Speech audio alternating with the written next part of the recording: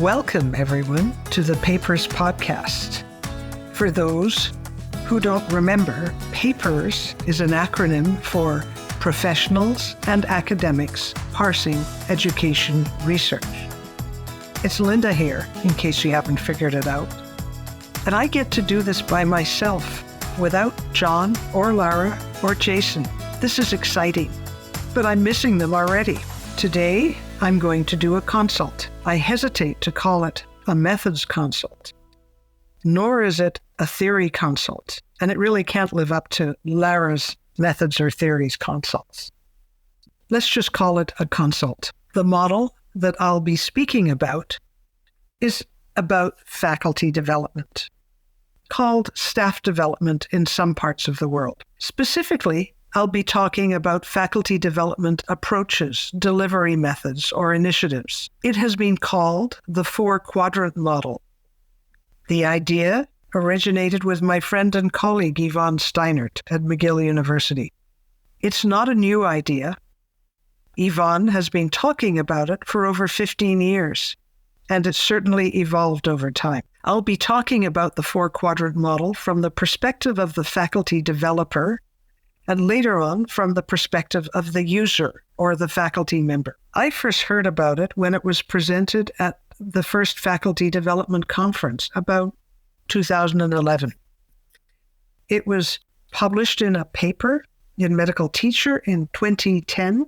The paper was called Faculty Development from Workshops to Communities of Practice by Yvonne Steinert, and it was expanded on in the excellent book Faculty Development in the Health Professions in 2014. By the way, this really is an excellent book. It gives a broad overview of faculty development. A new edition is coming out in late 2024. I'll leave these references for you on the website. Let's go back to the model. In the old days, most of us as faculty members participated in FacDev workshops or seminars. These were one-time, face-to-face activities, often held at a central place, and most of it addressed something that was good for a group and for the organization. A few of us may have participated in longitudinal programs, fellowships, graduate degrees, teaching scholars programs, and the like. These are formal, structured, planned and delivered to groups of people. Most were related to the content area of teaching and learning, and not to our other academic roles and activities as faculty members. These days, faculty development has expanded the scope of content to include other faculty roles such as leadership, career development, scholarship, research. But now we're going to be talking not so much about the content, but about the approach. Yvonne proposed that we think of faculty development initiatives like a 2x2 table. On one axis, the context for learning, with the dimension ranging from individual or independent experiences to group or collective learning. On the other axis is the faculty development approach, ranging from informal approaches to more formal ones. So, as you see, we end up with 4 quadrants: formal group initiatives, formal individual initiatives, informal group initiatives, and informal individual ones. There's also mentorship, which doesn't seem to fit into one quadrant and has been placed in the middle, crossing all 4. If we go into a bit of detail on each, formal group initiatives are probably the most familiar to us and the most commonly used. They include workshops, seminars, rounds, and other short sessions, which often incorporate multiple teaching formats aimed at the goal of the activity and including active learning. These formal group initiatives have the advantage in that they are flexible. They can be modular, they can be repeated as needed, and they can be repeated in different contexts.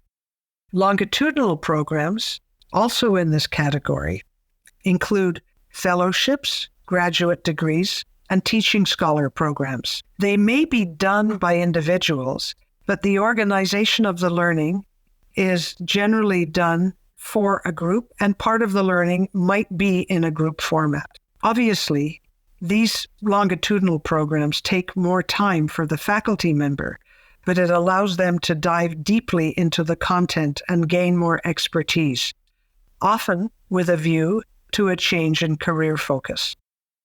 Moving to the next quadrant, formal individual initiatives.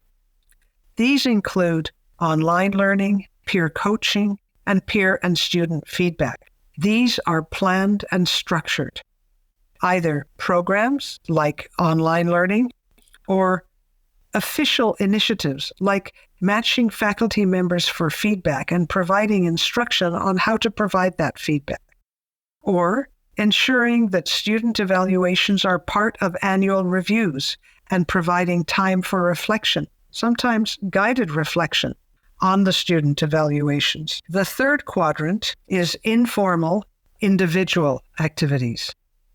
I hesitate to call these ones initiatives because they're not planned. These are basically learning by experience, including learning by observing, for instance, role models when co-teaching with a colleague, and learning by doing.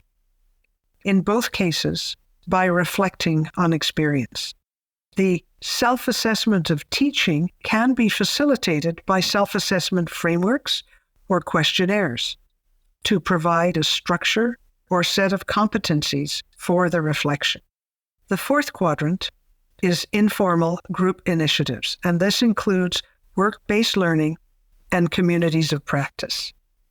Most of us are familiar with work-based learning as an important component of clinical or experiential learning for students and residents.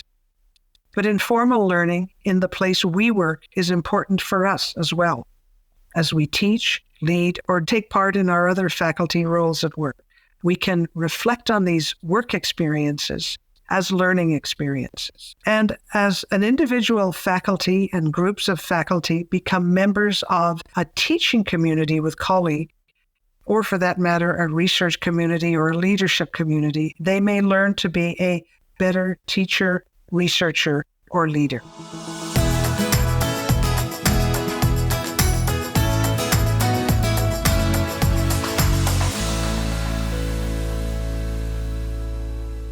Yvonne Steinert places mentorship at the center of the four quadrants, crossing over to all four, because, I quote here, any strategy for self-improvement can benefit from the support and challenge that an effective mentor can provide. So those that are the four quadrants with mentorship in the middle, I have a couple of observations about this. One, there is some crossover from where Yvonne originally assigned the initiatives into quadrants. For instance, online learning can certainly be done in groups as well as individually with group interaction, synchronously or asynchronously. Peer feedback can be ad hoc, thus formal as well as informal. And learning from experience is placed in the individual quadrant and work-based learning in the group quadrant. But to me, they are both kinds of experiential learning. And where does learning using social media go? Perhaps informal group or informal individual? I leave it up to you, listeners, to help us figure that one out. So that's the model. How can we use it? Faculty development providers already provide many activities in the formal quadrants, both group and individual. And they should explore ways of enhancing the informal ways that colleagues learn. This may start with trying to maximize experiential learning opportunities for others, promoting reflection, perhaps using a framework for best practices, recognizing role models, and ensuring that informal learning experiences are recognized and valued by the organization. On that latter topic of recognizing learning that is done informally, continuing professional development clinical providers have an approach to work-based informal learning that we can learn from, as faculty development is a subset of CPD. As clinician educators, we are often involved in delivering faculty development initiatives, formal ones, as well as informally providing guidance and feedback to individuals or groups of colleagues in our workplace. We could be at the forefront of modeling how to learn from the breadth of faculty development initiatives and approaches. And what about individual faculty members who, I hope, will continue to learn? I think we should start to think beyond getting our faculty development at the occasional half-day workshop. Building reflection into our teaching, looking at role models, chatting with colleagues about way to improve, then trying it out. Those are all things that we can do as individuals that will help our faculty development. Just before we end, I have another observation. I think, with no evidence to back it up, just observation, that the relative amount of learning or participation in each quadrant changes over a faculty member's career and may also change with context. For instance, I suspect that new faculty members take advantage of structured formal programs, whereas more senior faculty members may use more informal, individual activities that align with their context and roles. That would be a great research project for someone. Any takers? I'd be happy to work with someone. So that's it. A consultation on Steinert's Four-Quadrant Model of Faculty Development and how it can be used to get you thinking about faculty development. The references are on the podcast site at paperspodcast.com. Let the Papers team know if you can use this model or what you think of it. You can reach us at paperspodcast@gmail.com. So, until our next podcast, bye-bye. You've been listening to the Papers Podcast. We hope we made you just slightly smarter. The podcast is a production of the Unit for Teaching and Learning at the Karolinska Institutet. The executive producer today was my friend Teresa Sörö. The technical producer today was Samuel Lundberg. You can learn more about the Papers Podcast and contact us at www.thepaperspodcast.com. Thank you for listening, everybody, and thank you for all you do. Take care.